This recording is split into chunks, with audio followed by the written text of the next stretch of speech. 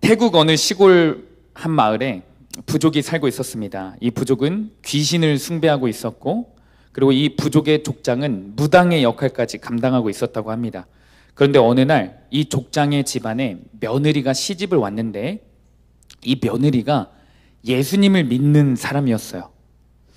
이 며느리가 처음에는 족장과 그 부족 사람들에게 맞아 죽을까봐 이야기하지 않고 몰래 숨죽이면서 가족들의 구원을 위해, 이 부족을 위해 기도하며 지냈다고 합니다. 그런데 어느 날 문제가 생겼어요. 그 며느리의 시아버지이자 족장이요, 갑자기 원인 모르게 죽어버립니다. 이 부족은 큰 충격과 슬픔에 빠진 채 급하게 장례를 치르게 되었어요. 그런데 이 부족도 우리나라처럼 똑같이 장례를 3일장일 치른다고 해요. 며느리와 마을 부족 사람들이 장례를 치르고 있었어요. 첫째 날이 지나고 둘째 날이 지나고, 그런데 3일째 되던 날 갑자기 관속이 꿈틀꿈틀 대더니 죽었던 이 족장이 살아난 거예요. 그리고 더 놀라운 것은 이 족장이 3일 만에 다시 살아나서 다급하게 한 첫 마디가 있었어요. 그것이 무엇이냐? 우리가 믿는 신보다 훨씬 더 큰 신이 있다. 차원이 다른 신이 있다. 그 신을 믿어야만 산다. 라고 미친 사람처럼 외치기 시작했다고 합니다. 이 무당 족장이요, 죽음 앞에서 천국과 지옥을 결정하시는 하나님을 만나고 온 거예요. 이후에 이 족장과 마을 사람들은 하나님을 믿는 방법에 대해서 찾기 시작했고, 예수님을 믿는 며느리가 그제서야 말하기 시작했어요. 그리고 며느리와 함께 교회를 세워나가기 시작했습니다. 그리고 이 마을에는 귀신을 오랫동안 숭배하는 산당이 있었는데, 이 족장이 처음에는 교회를 지을 때 산당 옆에 짓자고 건의를 했는데, 이 며느리가 절대 안 된다고, 저 귀신을 숭배하는 산당을 다 부셔버리고 그 자리에 교회를 새로 세워야 된다고 말했습니다. 시아버지는 순종하여서 교회를 그곳에 짓고 마을 사람들과 함께 선교사님을 초청하여 예수님을 믿었다고 해요. 그리고 참 은혜가 되는 사실은요, 여러분 화면을 보세요. 이 죽다 살아난 족장 시아버지는 지금 현재 80세가 넘도록 건강하게 살아계시대요. 이게 확대하면 보여지나? 안 보여지네. 그리고 이 옆에 이 자매님이 며느리예요. 며느리. 예수 믿는 며느리. 할렐루야. 제가 방금 나눈 이 이야기, 먼 과거의 이야기가 아닙니다. 제가 책에서 읽은 내용도 아니에요. 이번 주 수요일에 묵상 나눔을 하는데 담임 목사님의 아버지 목사님께서 이번에 태국에 선교를 가서 직접 이 부족을 방문하셨다고 그래요. 그리고 그 이야기를 듣고 목사님에게 알려주신 거예요. 사랑하는 여러분, 저는 이 이야기를 들으면서 다시 한번 할렐루야를 외쳤어요. 왜냐하면 천국과 지옥이 실제하기 때문입니다. 아멘. 우리 모두는 언젠간 죽어요. 우리 서연이도 죽고 우리 서희도 죽습니다. 우리 선하도 죽어요. 전도사님도 죽어요. 그리고 죽어서 이 족장 할아버지가 경험한 것처럼 천국과 지옥의 심판대 앞에서 우리는 하나님을 보게 될 날이 옵니다. 여러분이 지금 이 순간에 인정을 하든 안 하든 상관이 없어요. 우리는 반드시 죽습니다. 내가 죽지 않고 싶다고, 난 죽는 걸 안 믿는다고 해서 안 죽습니까? 무조건 죽어요. 그리고 죽음 앞에서 하나님의 얼굴을 반드시 보게 될 겁니다. 저는 이와 같은 맥락에서 모든 인간들의 인생을 두 인생으로 분류하고 싶습니다. 첫 번째 인생은 천국 갈 준비를 하는 인생, 그리고 두 번째 인생은 지옥 갈 준비를 하는 인생. 두 인생밖에 없습니다. 여러분에게 질문하고 싶습니다. 여러분은 천국 갈 준비를 하는 사람입니까? 아니면 지옥 갈 준비를 하는 사람입니까? 너무 안타까운 사실은요, 우리가 같은 수암교회를 다니고 있습니다. 지금 같이 예배를 드리고 있습니다. 그런데 같은 교회를 다니고 같이 예배를 드리고 있다고 해서 모두가 천국 갈 준비를 하면서 예배를 드리고 있는 건 아니에요. 이 중에서도 누군가는 지금도 지옥 갈 준비를 열심히 하고 있는 사람이 있어요. 예수님은 우리들에게, 제자들에게 천국을 준비하는 삶을 살아야 한다고 강조합니다. 그리고 이 삶을 강조하시면서 한 가지 안타깝지만 너무나도 무서운 사실 하나를 가르쳐주고 계세요. 한번 살펴보겠습니다. 마태복음 24장. 먼저 찾는 사람이 빨리 한번 큰 목소리로 읽어주시기 바랍니다. 마태복음 24장 36절에서 42절. 마태복음 24장 36절에서 42절.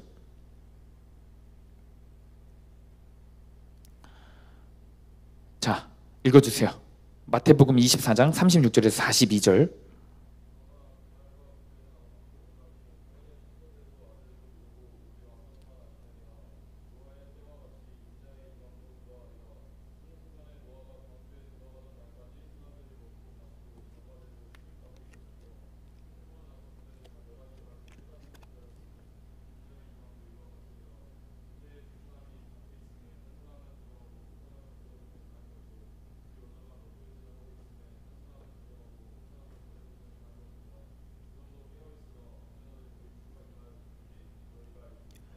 아멘. 이게 예수님이 하신 말씀이에요. 우리 다시 한번 읽어보겠습니다. 우리 화면을 보고 다시 한번 읽어보겠습니다. 큰 목소리로 읽습니다. 시작. 그러나 그 날과 그때는 아무도 모르나니 하늘의 천사들도 아들도 모르고 오직 아버지만 아시느니라. 노아의 때와 같이 인자의 임함도 그러하리라. 홍수전에 노아가 방주에 들어가던 날까지 사람들이 먹고 마시고 장가들고 시집가고 있으면서 홍수가 나서 그들을 다 멸하기까지 깨닫지 못하였으니 인자의 임함도 이와 같으리라. 그때에 두 사람이 밭에 있음에 한 사람은 데려가고 한 사람은 버려둠을 당할 것이요 두 여자가 맷돌질을 하고 있음에 한 사람은 데려가고 한 사람은 버려둠을 당할 것이니라. 그러므로 깨어있으라. 어느 날에 너희 주가 임하는지 너희가 알지 못함이니라. 아멘. 제가 이 말씀을 읽으면서 그리고 묵상하면 할수록 너무나도 충격이 되는 사실은 무엇이냐면 같은 장소에서 두 사람 중에 한 사람만 천국에 데려가신다는 거예요. 심지어 이 두 사람은요, 여러분 부부 사이가 될 수도 있어요. 이 두 사람은요, 남매 사이가 될 수 있습니다. 같은 교회 식구가 될 수도 있어요. 형제가 될 수도 있습니다. 그리고 심지어 우리가 이렇게 같이 예배드리는 날에 한 사람은 천국으로 가는데 한 사람은 심판받아 지옥에 갈 수 있다라는 거예요. 모두가 지켜보는 가운데요. 여러분, 이게 제 말이 아니에요. 성경에 기록된 하나님 말씀이에요.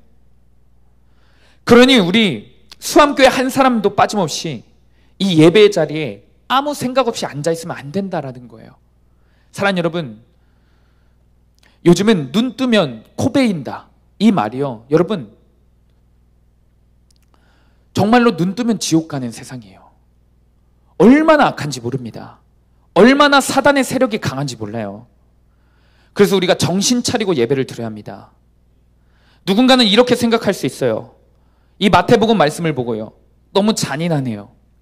어떻게 사랑의 하나님이라면서 같은 가족 중에도 누구는 데려가고 누구는 안 데려가요? 같은 교회에서 평생 함께 예배 드렸는데 누구는 데려가고 누구는 안 데려가요? 너무 잔인해요. 여러분, 하나님 잔인하시지 않습니다.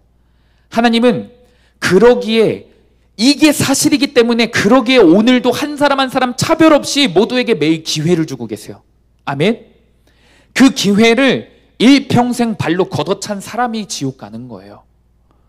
오늘 이 말씀이 들리는 것도요, 서유와 서연이와 지민이와 지은이에게 이 말씀이 들리는 것도요, 여러분 이제 진짜 고집 피우지 말고 하나님 제대로 믿으라고 하나님이 기회를 주고 계시는 거예요. 그러니 오늘 정신 차리고 하나님 말씀을 듣고 이 예배를 가볍게 여기지 않기를 축복합니다. 우리가 함께 읽은 말씀이, 선호야, 다윗 왕이 지은 시편 말씀입니다. 다윗 왕은 이 시편을 교육용으로 지었어요. 교육용. 자기가 사랑하는 백성들과 자녀들에게 어떻게 하면 하나님을 더 잘 믿을 수 있는지 교육하기 위해, 전하기 위해 남겨둔 시편들이 많이 있는데 이 시편이 그런 시편이에요. 그런데 오늘 다윗 왕이 이야기하는 주제가 무엇이냐? 여러분, 구원입니다. 구원. 누가 천국에 갈 수 있는지 그것에 대해서 말하고 있는 거예요. 우리 오늘 본문 시편 24편 3절 말씀, 우리 한 목소리로 한번 읽어보겠습니다. 시작. 여호와의 산에 다윗이 지금 질문을 하는 거예요. 여호와의 산에 오를 자가 누군가? 여호와의 산에 오를 자가 결국에는 천국을 의미해요. 하나님이 계신 곳을 의미합니다. 그곳에 갈 사람, 그곳에 설 사람이 누구인가 질문을 던져요. 그리고 다윗이 답을 해주죠. 오늘 시편이에요. 그리고 후손들에게 가르치는 내용이 이 시편입니다. 우리 사랑하는 학생 청년들, 저는 오늘 이 다윗의 질문을 통해 과연 나는 여호와의 산에 오를 준비를 하고 있는 사람이 맞는가? 천국을 준비하는 삶을 살아가고 있는 게 맞는가? 아니면 정말 미련하게 지옥을 준비하는 삶을 살아가고 있는 것은 아닌가? 점검해보는 은혜가 있기를 축복합니다. 간절히 바라기는 오늘 예배 가운데 말씀을 들을 때 회개의 영이 임해 지옥 갈 준비를 하던 내가 회개하여 천국 갈 준비를 하는 사람으로 변화되는 역사가 있기를 축복합니다. 자, 그렇다면 천국 갈 준비를 하는 사람의 모습은 어떠한가? 바로 첫 번째입니다. 겉과 속이 같은 사람이에요. 교회와 골방의 모습이 같은 사람입니다. 우리 오늘 본문 24장 24편 4절 말씀 한 목소리로 한번 읽어보겠습니다. 시작. 곧 손이 깨끗하며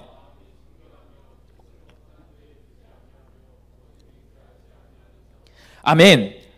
3절에 질문을 던지고 4절에 답을 해주는 거예요. 누가 천국 가는가? 다윗이 가르쳐주는 천국 가는 사람은 첫 번째 손이 깨끗하고 두 번째 마음이 청결한 사람이에요. 자, 그렇다면 첫 번째 손이 깨끗한 사람은 무엇인가? 제가 하루는 화장실에서 우리 1층 교회 남자 화장실에서 우리 청년 한 명이 대변을 보고 나오는 것을 목격했습니다. 냄새를 맡아보니 아주 건강한 장을 가진 것 같더라고요. 그런데 이상하게 그 청년이 용변을 보고 나와서 저랑 마주쳤는데 전도사님 안녕하세요 하고 손을 안 씻고 나가는 거예요. 그리고 그날이 주일 저녁이었는데 식사를 하고 있었거든요. 그 청년이 손을 안 씻은 상태로 식사를 맛있게 먹고 있더라고요. 여러분, 이 청년의 손은 깨끗한가요? 더럽나요? 더럽죠. 그렇다면 이 손이 깨끗하지 않은 청년, 아주 습관이 되어서 대변을 볼 때마다 손을 안 씻는 이 청년은 말씀의 기준에 따르면 지옥에 가는 걸까요? 반대로 우리 중고등부의 작년까지 회장이었다가 지금은 선생님이신 우리 국민재 선생님은요, 제가 본 남자 중에 제일 깔끔한 사람이에요. 정말입니다. 늘 씻어요. 옷도 자주 갈아입어요. 소변만 보아도 손을 아주 철저히 씻습니다. 그럼 이 손이 깨끗한 우리 민재 선생님은 천국에 가는 걸까요? 당연히 아니겠죠. 전상에 우스갯소리 하는 거 여러분 알고 있죠. 오늘 본문에서 손이 깨끗한 사람은요, 삶이 거룩하고 깨끗한 사람을 의미합니다. 뭐가 깨끗하고 거룩한 사람이요? 삶. 다시 말해 내가 하는 말, 내가 하는 행동, 내가 가는 곳, 그 삶이 하나님 말씀대로 순종하면서 거룩한 삶을 살아가는 사람이 손이 깨끗한 사람입니다. 어떤 주석에 보니까 이 손이 깨끗하다라는 표현을 조금 더 강조해서 이렇게 표현하더라고요. 우리 화면에 있는 문장을 한번 읽어봅시다. 한 목소리 읽어보겠습니다. 시작. 남에게 해를 끼치지 않는 자.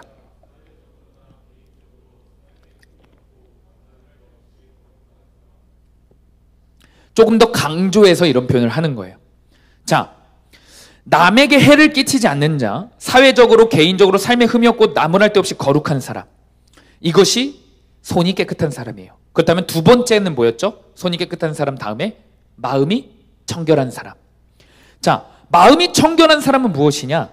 마음이 순수한 사람이에요. 겉으로 드러난 행위뿐만 아니라 내면, 마음이 깨끗한 사람을 의미합니다. 다윗은 겉으로 보이는 삶이 깨끗한 사람에 대해 강조를 합니다. 그런데 거기서 끝이 나는 게 아니라 곧바로 이어서 마음이 청결한 사람을 강조하고 있어요. 그 이유가 무엇일까요? 그 이유는 잘 들으세요. 인간은 얼마든지 속은 그렇지 않으면서 겉으로는 연기할 수 있는 가식적인 사람들이기 때문에 그래요. 인간은 속마음이 거룩하지 않으면서 속마음이 저 사람을 내가 좋아하지 않으면서 얼마든지 좋아하는 척을 해요.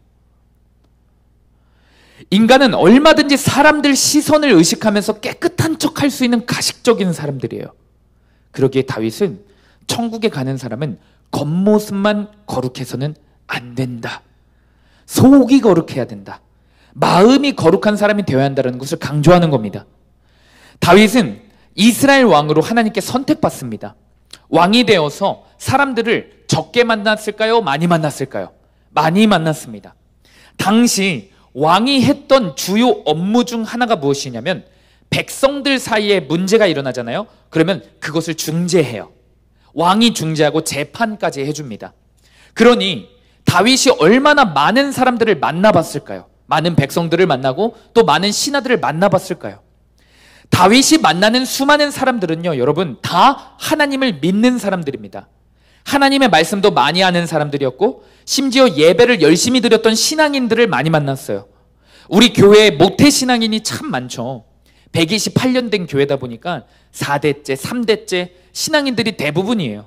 그런데 다윗이 만났던 사람들은 몇 대째 모태신앙일까요?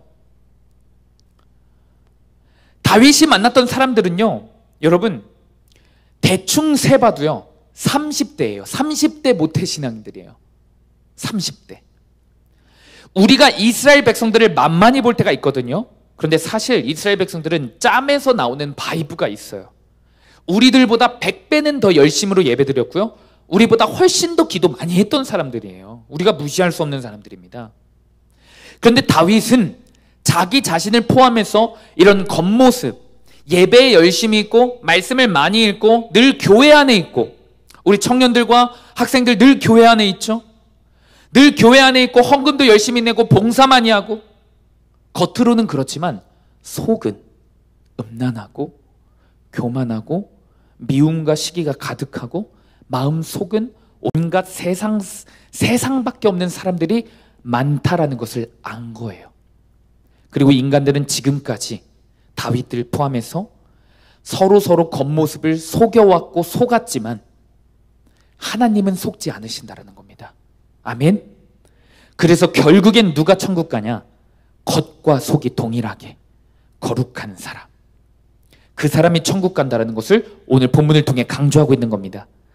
우리들도 이 자리에서는요, 여러분, 겉으로 예배드리죠. 겉으로도 예배를 잘 안 드리는 사람은 문제가 심각합니다. 겉으로도 예배를 안 드리는 사람은 더 심각해요. 여러분, 우리는 이 자리에서 찬양을 부릅니다. 말씀을 듣습니다. 말씀을 들으면서 깨닫고 찔리는 죄들을 회개하며 기도하기도 합니다. 그런데 이상하게 교회 밖에만 나가면 말투가 바뀌고 표정이 바뀌고 행동이 180도 바뀌는 사람들이 얼마나 많은지 몰라요. 교회 안과 밖은 완전 딴 사람이에요. 이중인격자입니다. 그리고 더 깊게 생각해 보잖아요. 교회 안에서의 모습과 나 혼자 방 안에 있는 모습이 너무 달라요. 완전히 다른 사람입니다. 그런데 다윗이 오늘 본문 가운데 천국 가는 사람의 모습 중 가장 첫 번째 모습은 겉과 속이 같은 사람. 아멘. 성전이나 자기 자신이 혼자 있는 방이나 한결같은 모습으로 거룩한 사람을 다윗은 강조하고 있는 거예요. 사람이 많든 적든, 내가 잘 보이고 싶은 사람이 있든, 내가 무서워하는 사람이 있든 없든, 내가 무시하는 사람이 있든 없든 행실이 똑같은 사람을 하나님이 기뻐하신다라는 사실입니다. 아멘. 제가 한 번은 이지웅 목사님이라고 한국교회에서 성경을 가장 잘 가르치시는 목사님 중 한 분이거든요. 이 목사님의 설교를 들은 적이 있습니다. 이 목사님은 다윗이라는 인물에 대해서 성경적으로 많이 연구를 하고 설교를 많이 하시는 분입니다. 그런데 성경에 보면 다윗이 하나님 마음에 합한 자라고 소개가 돼요. 뭐한 자? 합한 자. 이것을 직역하면요, 하나님 마음에 쏙 든 자예요. 하나님 마음에 쏙 빼닮는 자, 쏙 든 자를 의미합니다. 그래서 이 목사님이 궁금했어요. 아니 도대체 왜 다윗은 하나님 마음에 쏙 들었을까? 그리고 성경을 연구하기 시작했습니다. 그런데 하나님이 다윗을 높게 평가하실 때마다 사용하시는 표현이 있더라고요. 그것이 히브리어로 톰이라는 히브리어예요. 알 필요는 없어요. 톰이라는 겁니다. 톰. 그런데 이 톰이라는 히브리어가 사전적 의미는 뭐냐면 마음이 완전한 사람이에요. 마음이 완전한 사람. 다윗이 마음이 완전했기 때문에 하나님 마음에 쏙 든 겁니다. 근데 여러분, 지금 제가 마음이 완전하다라고 했을 때 이런 말이 좀 어렵죠. 다가오지가 않죠. 마음이 완전한 게 뭐지? 어느 정도는 알겠는데 뭔가 확 다가오지 않잖아요. 여러분 주변에 마음이 완전한 사람하고 이미지를 생각해 보세요. 쉽게 떠오릅니까? 사실 여러 가치들이 떠오르고 여러 모습들이 떠오르잖아요. 그래서 이게 언어의 차이인가 싶어서 이주용 목사님이 답답해가지고 주변에 있는 히브리어를 모국어로 쓰는 이스라엘 사람들한테 물어봤대요. 톰이라는 단어, 마음이 완전한 사람은 어떤 사람이야? 너네들이 이 단어를 쓸 거 아니야. 그럼 이 단어에 맞는 사람의 모습은 어떤 사람이야? 라고 물어봤어요. 그랬더니 이스라엘 사람들이 너무 웃겨가지고 당연하다는 듯이 고민 안 하고 말한 모습이 뭐였냐? 많은 사람들이 있을 때의 모습과 골방에서의 모습이 같은 사람을 톰이라고 합니다. 이렇게 설명을 하는 거예요. 사람이 많을 때랑 혼자 골방에 있을 때 모습이 같은 사람에게 톰을 사용해 지웅 이런 거예요. 목사님한테. 제가 이 설교를 듣고 나서 다윗이 사람들이 많을 때랑 골방에서의 모습이 어떻게 같았을까? 어떤 모습이 같았을까? 생각을 한번 해봤어요. 그리고 성경을 읽고 찾다가 한 구절이 제 눈에 띄었습니다. 다윗은 사실 우리처럼 똑같이 죄를 짓는 사람이었어요. 하나님은 다윗이 죄를 아예 안 짓는 사람이라서 성자라서 마음에 쏙 든다라고 한 게 아니에요. 다윗은 심지어 여러분 음란죄도 지었습니다. 알고 있죠? 자기의 충신 아내가 너무 이뻐가지고 빼앗았잖아요. 그런데 다윗은 우리처럼 연약하여 죄를 짓는 사람인데 우리랑 다른 모습이 있더라고요. 그것이 무엇이냐? 회개를, 잘 들으세요. 회개를 성전에서 하고 나단 선지자의 말을 듣고도 회개하고 무슨 사람들 사이에 문제가 생기면 주님께 나아가 회개하고 기도를 했어요. 이것은 우리도 똑같아요. 우리도 회개를 하죠. 예배 시간에 회개하고 말씀을 들을 때 회개형 임하여 회개를 합니다. 이것도 똑같아요. 눈물도 흘리죠. 사람들 사이에서 문제가 생기고 그 문제가 내 죄로 인한 거라면 내가 주님 앞에 나와 답답한 마음으로 기도하고 회개합니다. 큐티 나눔하면서 오늘도 예수동의 모임 가운데 여러 죄악들을 고백하더라고요. 내 죄를 고백하며 회개합니다. 그런데 다윗은 이 회개를 어디에서도 하는지 아십니까? 시편 6편 6절에 이런 말씀이 있어요. 다윗의 고백입니다. 우리 한 목소리로 한번 읽어보겠습니다. 시작. 내가 탄식함으로 피곤하여 밤마다 눈물로 내 침상을 띄우며 내 요를 적시나이다. 사람들이 많은 데서 말씀 듣는 예배 시간에 선지자의 책망 앞에서만 회개한 게 아니에요. 자기 혼자 침상에서도 이불이 다 적셔지도록 회개를 하는 사람이었습니다. 여러분, 이 모습이 전도사님의 모습과 다르고 이 모습이 여러분들의 모습과 다른 거예요. 이게 수많은 이름뿐인 그리스도인, 교회만 다니는 그리스도인과 겉과 속이 다른 그리스도인들과 다윗의 차이점입니다. 다윗은 아무도 보지 않는 침상에서도 아무도 보지 않는 은밀한 골방에서도 하나님을 바라보며 그곳에서도 회개를 했습니다. 우리는 음란의 죄를 범하고 탐욕스럽고 이기적인 삶을 살다가 학교에서 지은 죄들을 이 예배의 자리에서 회개를 하죠. 그런데 또다시 골방에 가서 뭐합니까? 또다시 그 침실에 가서 뭐합니까? 또다시 학교에 가서 뭐합니까? 그곳에서 회개가 이어집니까? 안 이어져요. 또 똑같은 죄를 반복할 뿐입니다. 그러나 다윗은 달랐어요. 성전에서의 회개가 은밀한 침실까지 이어지는 겁니다. 저는 똑같이 죄로 넘어지는 연약한 사람이지만 이 다윗의 모습 속에서 겉과 속이 같은 사람은 이런 모습이구나, 이런 것이 묵상되었습니다. 우리가 이런 착각을 할 때가 있어요. 겉과 속이 같다고 해서 내가 기분 나쁜 거 겉으로 똑같이 표현하는 사람, 그럼 이런 사람들이 정직한 건가? 아니에요. 성경이 말하는 겉과 속이 같다라는 것은요, 어디에서든지 회개하는 사람, 어디에서든지 거룩하기 위해 힘쓰는 사람을 의미하는 거예요. 내 감정대로 솔직한 사람을 겉과 속이 같다라고 하지 않아요. 교회에서의 모습이 집에서도 유지가 되는 사람, 사람들이 없어도 하나님을 바라보며 회개하는 사람, 아무도 알아주지 않아도, 솔직히 여러분 잘 생각해 보세요. 침상에서 회개한 거 누가 알아줍니까? 누가 알아줘요? 골방에서 거룩하게 살아가는 거 누가 알아줍니까? 안 알아줘요. 그럼에도 하나님 사랑하는 마음으로 사람들이 안 알아줘도 그곳에서 몸부림치는 사람이 천국에 가는 준비를 하는 사람입니다. 아멘. 간절히 축복합니다. 겉과 속이 같은 사람, 교회 안과 밖, 사람들이 많은 곳과 골방에서의 모습이 한결같기 위해 몸부림치는, 교회에서도 회개하고 집에서도 또다시 회개하는 저와 여러분이 되기를 간절히 축복합니다. 그때 우리 가운데 하나님의 놀라운 은혜가 임할 겁니다. 반드시 우리 가운데 천국을 준비하는 사람의 삶이 이런 거구나 깨닫는 은혜가 있을 줄 믿습니다. 적용 질문입니다. 나는 겉과 속이 같은 사람인가요? 사람들이 보는 겉모습만 거룩한 척하며 속마음은 음란, 시기, 교만으로 가득하지는 않습니까?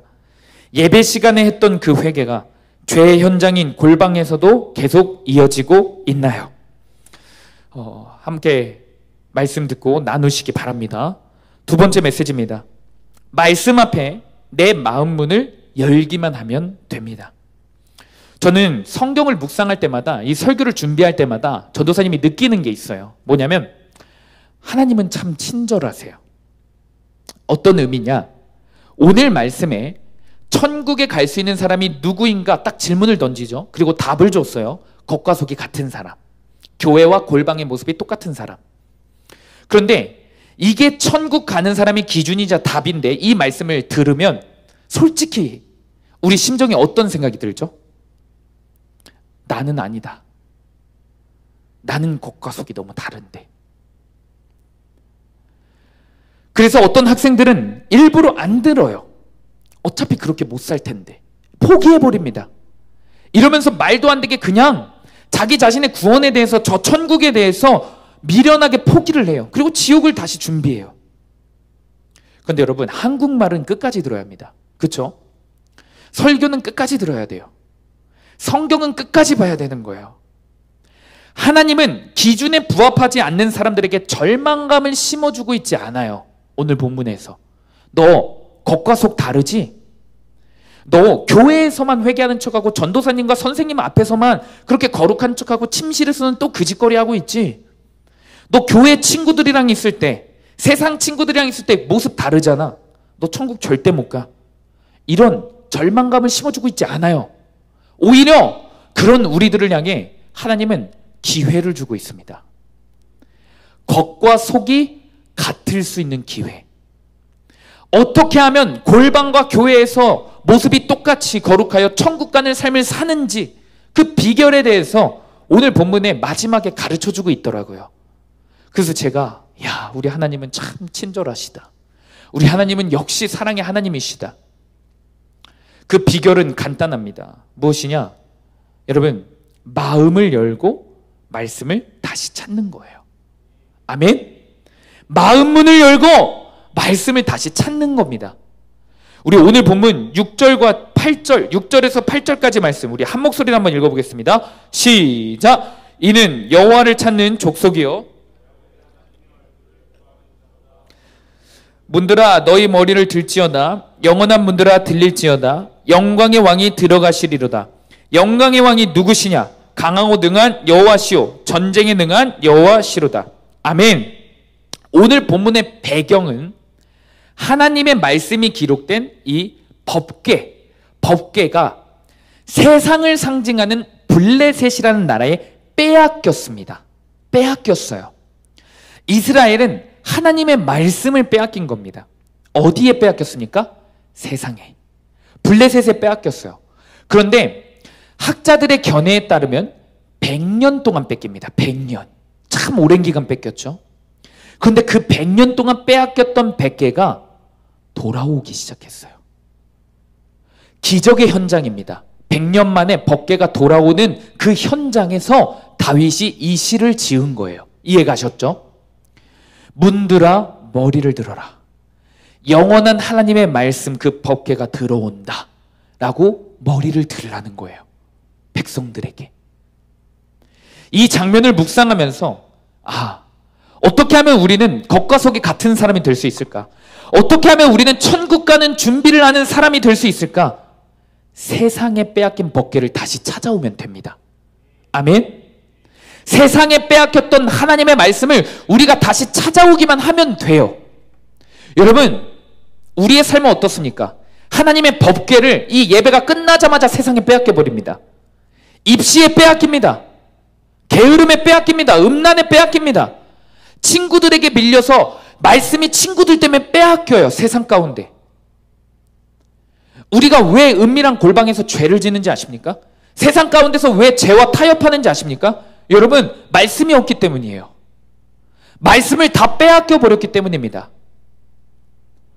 반대로 따지면 내 마음에 만약에 말씀을 내가 지켰다면, 내가 말씀이 있다면, 내 마음에 말씀이 가득 찬다면, 말씀이 들어오기만 한다면 우리는 그 죄와 싸워 이길 수 있어요. 아멘? 은밀한 골방 가운데서도 거룩함을 지킬 수 있습니다. 뭐가 있으면요? 말씀이 있으면요. 그런데 말씀을 빼앗기니까 싸우지도 못하고 지는 거예요. 여러분, 말씀이 있는 사람이 겉과 속이 같은 삶을 살 수가 있어요. 말씀이 있는 사람이 천국을 준비하는 삶을 살 수 있는 겁니다. 이스라엘은 빼앗긴 말씀을 찾는데 몇 년이 걸렸다고요? 몇 년? 지민아, 몇 년? 100년이 걸렸어요. 그리고 제가 이 시간에 다 살펴볼 수는 없지만 100년의 과정 중에요, 이스라엘 땅에 얼마나 큰 저주와 심판이 임하는지 몰라요. 수많은 사람들이 죽어가요. 법궤를 가져오는 과정에서요. 수많은 자녀들이 저주를 받습니다. 그리고 그 100년의 심판의 기간이 다 지나고 법궤를 다시 되찾습니다. 그런데 우리는 다릅니다. 우리는 달라요. 저는 여기에서 하나님의 은혜와 사랑을 발견합니다. 우리는 말씀을 되찾는 방법도요, 이스라엘 백성들과 달라요. 방법도 다르고 기간도 다릅니다. 오늘 본문 7절이 그 힌트입니다. 머리를 들기만 하면 됩니다. 아멘? 머리를 들기만 하면 말씀이 다시 우리 마음 가운데 들어오는 거예요. 아멘? 오늘 본문 7절이 그 힌트예요. 마음 문을 열라는 거예요. 머리를 들라, 이 말이 어떤 뜻이냐면요, 여러분, 영어 성경에 보니까 heart가 있어요. 마음이 있어요. 마음 문을 여는 거예요. 우리는 법궤를 찾는데 100년이 걸리는 게 아니라 지금 이 자리에서요, 여러분, 마음 문을 열기만 하면 하나님의 말씀이 우리 마음 가운데 들어온다니까요. 하나님이 말씀을 넣어주시겠다라는 거예요. 죄와 싸워 이길 수 있는, 그 악한 환경에서도 이길 수 있는, 세상의 친구들에서도 이길 수 있는, 세상의 입시 가운데서도 이길 수 있는, 그 음란 가운데서도 이길 수 있는 그 말씀을 여러분들 마음 가운데 열기만 하면 넣어주시겠다라는 겁니다. 사랑하는 아들, 딸들아, 세상에 빼앗긴 법궤, 너 음란에 빼앗긴 그 법궤, 사람에게 빼앗긴 법궤, 성공에 빼앗긴 법궤, 내가 다시 되찾아줄게. 마음만 열어. 마음만. 내가 다시 너의 마음에 내 법궤를 넣어줄게. 여러분, 하나님이 이 약속을 어떻게 이루셨냐? 이 약속을 어떻게 지키셨냐? 이게 어떻게 가능하게 되었냐? 예배를 그렇게 우리보다 열심히 드렸던 이스라엘 족속은 100년이 넘게 삥삥 돌아서 수많은 사람들이 죽고 저주받으면서 겨우 법궤를 되찾았는데 우리는 어떻게 이렇게 쉽게 가능하냐?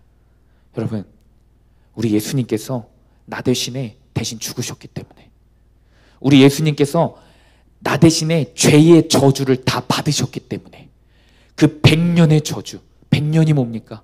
수천 년의 저주, 수천 년의 죄악들을 다 감당하셨기 때문에 이게 가능해진 거예요. 이 약속이. 마음을 열기만 하면 말씀이 우리 마음 가운데 들어오는 거.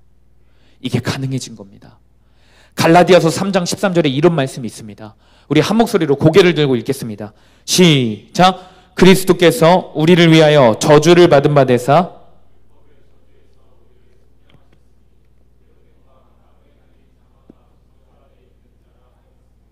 율법의 저주, 말씀의 저주를 다 받으셨어요.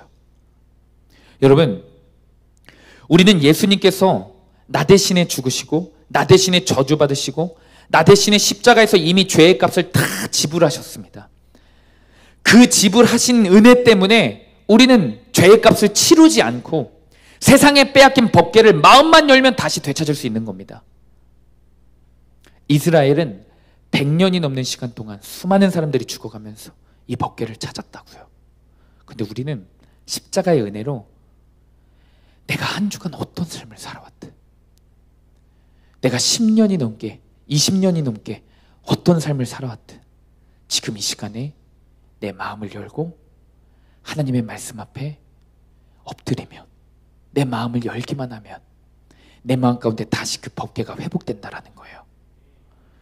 여러분, 겉과 속이 다른 삶, 교회 안과 밖이 다른 삶, 이 사람 저 사람에게 끌려다니는 삶을 살아왔어도 오늘 이 시간에 마음 문을 열고 다시 한번 말씀 앞에 엎드리는 저와 여러분이 되기를 간절히 축복합니다. 오늘 하나님이 7절 말씀을 통해 우리에게 약속하고 계신 거예요. 겉과 속이 같게 교회와 골방이 같은 모습으로 살 수 있도록 우리에게 기회와 비결을 가르쳐주고 계신 거예요. 석헌아, 너의 마음 문을 열어라. 교회에서, 집에서, 학교에서 너의 마음 문을 열기만 하면 영광의 하나님이 들어가실 거야. 제이야, 너의 마음을 열기만 해. 한솔아, 너의 마음을 열기만 해. 내가 너의 마음 가운데 들어갈 거야. 이 말씀이 내 마음에 있을 때 우리는 죄와 싸워 이길 수 있습니다. 아멘. 우울과 싸워 이길 수 있어요. 고난과 싸워 이길 수 있습니다. 세상 사람들과 싸워 이길 수 있어요. 사랑하는 여러분, 오늘 이 시간에 다시 한번 하나님 앞에 마음 문을 여는 저와 여러분이 되기를 축복합니다. 말씀을 정리합니다. 말씀을 정리하면서 한 사모님의 이야기를 나누고 싶어요. 한 사모님이 너무 힘든 환경 가운데서 4자녀를 키우고 있었대요. 4자녀. 한 자녀도 벅찬데 4자녀를 키우고 계셨대요. 너무 가난해서 단칸방에서 4자녀를 키웠다고 합니다. 삶이 너무나도 힘들었어요. 무기력하고. 그래서 그때 하나님께 기도하셨대요. 단칸방에서. 하나님, 저 너무 힘들어요. 집도 너무 좁고, 저는 다른 사람들은 골방에서 기도라도 한다는데 저는 단칸방에 자녀만 4이에요. 골방도 없고 기도할 공간도 없어요. 그래서 원망 섞인 어투로 답답하고 그 속상한 마음으로 가난한 환경 좀 바꿔달라고 기도하셨대요. 그런데 그때 하나님이 이런 마음을 분명히 주셨대요. 이 사모님에게. 딸아, 나는 지금도 네 기도를 듣고 있어. 그리고 이후에 사모님이 이게 하나님의 응답인 것을 깨닫고 아이들 덮어주는 이불 있죠. 이불을 뒤집어 쓰면서 애들한테 이야기했대요. 애들아, 엄마가 이걸 뒤집어 쓰면 엄마는 이 안에서 하나님 만나고 있는 시간이야. 이 시간만큼은 하나님이랑 엄마랑 만나는 시간이야. 그러니까 이 시간에는 엄마를 방해하지 말아줘. 그리고 이 사모님은 단칸방에서 날마다 하나님과 함께 충만함을 누리며 살았다고 하세요. 가난이 문제가 되지 않았고 환경이 문제가 되지 않았고 그곳에서, 그 단칸방에서 천국의 삶을 살아가셨다고 합니다. 여러분, 이 사모님의 삶이 어떻게 가능할까요? 그 힘들고 답답하고 좁아터진 단칸방에서 하나님께 마음 문을 열었기 때문에 가능한 겁니다. 아멘? 아멘? 우리 인생 가운데 어디에서든지 답답한 환경이어도, 뭐가 없어도요, 심지어 내가 원망이 나와도요, 내가 마음 문을 열고요, 하나님을 찾기만 하면 하나님은 우리에게 다시 한번 천국의 삶을 회복시켜 주시는 겁니다. 내가 또다시 넘어졌을지라도, 내가 또다시 겉과 속이 다른 삶을 살지라도, 이 사람 앞에선 거룩한 척하고 집에서는 또다시 음란한 것을 본다 할지라도 하나님이 다시 한번 마음 문을 열기만 하면 그것 가운데 천국을 준비하는 그 사람의 삶으로 변화시켜 주신다는 겁니다. 하늘 문을 열어주시는 거예요. 어디에서든지요. 간절히 축복합니다. 우리가 이 시간 다시 한번 우리에게 천국 소망, 그 복음을 허락하시고 기회를 주시는, 겉과 속이 같게 살 수 있도록 기회를 주시는 그 하나님께 마음 문을 열고, 오늘 여기에서도 하나님 말씀 앞에 마음 문을 열고, 집에 돌아가서도 다시 마음 문을 열고, 학교에서도 마음 문을 여는 저와 여러분이 되기를 축복합니다. 그때에 어떤 답답한 환경일지라도, 어떤 막막한 환경일지라도, 또 죄에 넘어져서 죄책감이 막 휩싸이는 그 상황 가운데서도 내가 다시 하나님께 마음 문을 열고 말씀을 영접하면 그 가운데 다시 한번 천국 소망을 회복시켜 주시는 겁니다. 할렐루야. 이 은혜가 예수 그리스도의 십자가 은혜 앞에 우리에게 열린 거예요. 머리를 들기만 하면, 마음 문을 열기만 하면 영광의 왕이 들어가신다. 이 약속의 말씀을 믿고 우리 다시 한번 기도하는 오늘 이 시간이 되기를 간절히 축복합니다. 적용 질문입니다. 마음 문을 열고 찾기만 하면 다시 은혜와 회복을 주시는데 마음 문을 열고 말씀을 찾고 있습니까? 마음을 열고 말씀을 찾을 때 회복을 주실 수 있는 이유가 예수님의 십자가 때문이라는 사실을 알고 있습니까? 우리 이 시간 함께 이 말씀을 의지하면서 기도하며 나아가겠습니다.